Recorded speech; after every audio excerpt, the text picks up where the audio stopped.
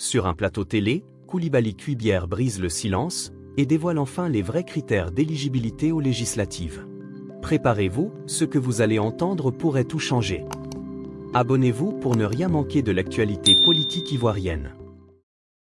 Comme indiqué dans la grande actu, on s'arrête d'abord sur la législative 2025. La commission électorale indépendante que vous dirigez a publié aujourd'hui la liste définitive des candidatures. 1143 candidats sont officiellement retenus. Je vous propose de voir ce sujet et on en parle avec vous juste après. Le candidat peut désister, même après l'arrêt et la publication de la liste des candidats. Sauf que, si vous désistez pendant que la commission statue, ce désistement peut avoir tous ses effets. C'est-à-dire vous sortez des fichiers et des documents électoraux. Mais lorsque vous intervenez, ou votre désistement intervient après la confection des documents électoraux, il vous est loisible de désister. Mais sauf que nous ne pouvons pas en tirer les conséquences. Vous serez toujours sur nos documents électoraux. On entend ça et là dire qu'il y a certains candidats qui auraient été, ou bien qui auraient fait l'objet de jugements correctionnels, les rendant ainsi inéligibles à la liste des candidats. Mais les décisions qui sont prises en compte par la commission électorale indépendante, ce sont les décisions qui sont devenues définitives. Une simple condamnation ne suffit pas. Il faut que la décision qui est prise en compte et qui a pour effet de radier la personne de la liste électorale, ce sont des décisions définitives. Et une décision judiciaire est dite définitive à deux conditions. Pas cumulative, mais alternative. Soit parce que le délai de recours est expiré, donc on ne peut plus remettre la décision en cause, soit les voies de recours ont été bel et bien exercées et n'ont pas eu gain de cause, faisant état de ce que la décision est devenue définitive. Monsieur le Président de la CEI, quelles sont les différentes particularités ou difficultés rencontrées dans l'examen des dossiers cette année pour ces élections législatives? Bon, il faut dans un premier temps dire que la commission électorale indépendante, pour les élections législatives, la commission intervient pour examiner l'éligibilité des candidats. En plus de cela, apprécie la composition des dossiers conformément à la loi. C'est-à-dire que les dossiers déposés par les candidats, les éléments composant ces dossiers doivent être conformes à la loi. Donc il s'agit dans un premier temps d'apprécier la conformité de la composition des dossiers à la loi et dans un second temps, apprécier l'éligibilité, c'est-à-dire l'aptitude à être élu par rapport à la loi comme étant député. Est-ce que, dans une vision pédagogique, vous pouvez revenir sur les critères qu'il faut remplir pour être député? Voilà.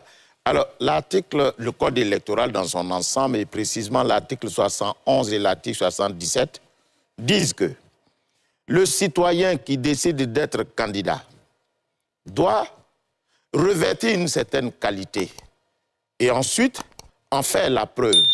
L'article 71 à ce titre dit que le candidat doit être d'abord électeur. Donc présent sur la liste électorale. Nécessairement, c'est la condition sans quoi rien n'est possible. Ensuite, il faut pour ce qui est de cette élection être âgé de 25 ans. Et il faut être ivoirien de naissance et n'avoir jamais renoncé à la nationalité ivoirienne et résider de façon continue dans les 5 années précédant la date de l'élection. Alors, pour ce faire, l'article 77 dit qu'il faut produire un certain nombre de documents accompagnant la déclaration de candidature qui est l'expression de votre volonté de participer. Et ce faisant, pour justifier que vous êtes ivoirien et que vous avez 25 ans, il faut produire un extrait d'acte de naissance. Absolument. Ensuite, que vous êtes ivoirien, il faut produire un certificat de nationalité. Que vous résidez sur le territoire national de façon continue, il faut produire un certificat de résidence. Et enfin, il faut produire une attestation sur l'honneur attestant de ce que vous n'avez jamais renoncé à la nationalité. Donc voilà les conditions à remplir. Alors, le contentieux va consister pour nous, ou l'examen des dossiers va consister pour nous à vérifier si d'abord le candidat a produit tous ses dossiers.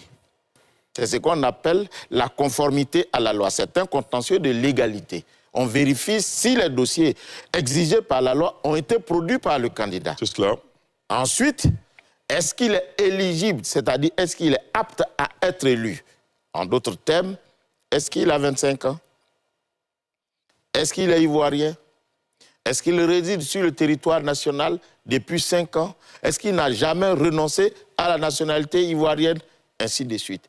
C'est à la suite de ces examens qu'on déclare ou non que le candidat est apte à être élu parce qu'il est éligible ou bien son dossier est conforme à la loi parce que conforme selon les dispositions légales. Donc voilà les deux cas qui constituent l'examen du dossier du candidat dans cette phase-là. Vous avez reçu au total combien de dossiers de candidatures? Finalement, on retient qu'il y a 1495 candidats qui ont été retenus pour 1143 dossiers. On a reçu 1162 dossiers. Très bien. Dans les 1162 dossiers, il y a 1143 qui ont été validés. Mais le dossier est différent de la candidature parce qu'il y a des circonscriptions qui contiennent plusieurs sièges. C'est cela. Donc, au titre des candidatures, nous avons donc reçu 1415 candidatures, dont 1230 hommes et 185 femmes. Voilà ce que nous pouvons dire au niveau des dossiers qui ont été reçus par la commission électorale. Les dossiers qui n'ont pas été retenus, c'est quoi essentiellement les raisons? Alors, au niveau de la conformité à la loi, il y a certains qui n'ont pas produit de casier judiciaire. Il y a certains qui n'ont pas produit d'attestation d'irrégularité fiscale. Il y a certains qui n'avaient même pas l'âge requis pour, comme on appelle, être candidat à l'élection des députés. Voilà autant de conditions non satisfaites qui ont justifié leur exclusion de la liste des candidats. Le contentieux, alors, il s'ouvre quand et il se ferme quand? Alors, la commission électorale indépendante, quand elle finit de statuer, aussi bien sur la conformité du dossier ainsi que sur l'éligibilité des candidatures, publie la liste. Mais c'est une liste provisoire. Ce qui a été fait aujourd'hui? Voilà, c'est ce qui a été fait aujourd'hui. Ensuite, cette liste qui est publiée peut emporter l'adhésion ou non des citoyens, des candidats ou bien des partis politiques ayant investi des candidats. En ce faisant, si vous avez estimé que vous méritez d'être sur cette liste électorale et que vous n'y êtes pas, il vous est loisible de saisir dans un délai de 3 jours, s'il s'agit bien entendu de la conformité à la loi, le Conseil constitutionnel, lequel conseille a 3 jours pour statuer. Mais si ce qui a justifié votre absence de la liste des candidats vient de ce que vous êtes inéligible, vous avez 8 jours pour saisir le Conseil constitutionnel à partir de la publication et le Conseil a 15 jours pour statuer sur l'éligibilité de votre candidature. Voilà donc le Conseil, voilà les délais qu'il faut respecter pour saisir le Conseil constitutionnel. 3 jours lorsque votre dossier a été retiré pour non-conformité et 8 jours lorsque vous avez été déclaré inéligible pour n'avoir pas respecté les conditions prévues par la loi. Merci d'être resté jusqu'à la fin. Donnez votre avis en commentaire.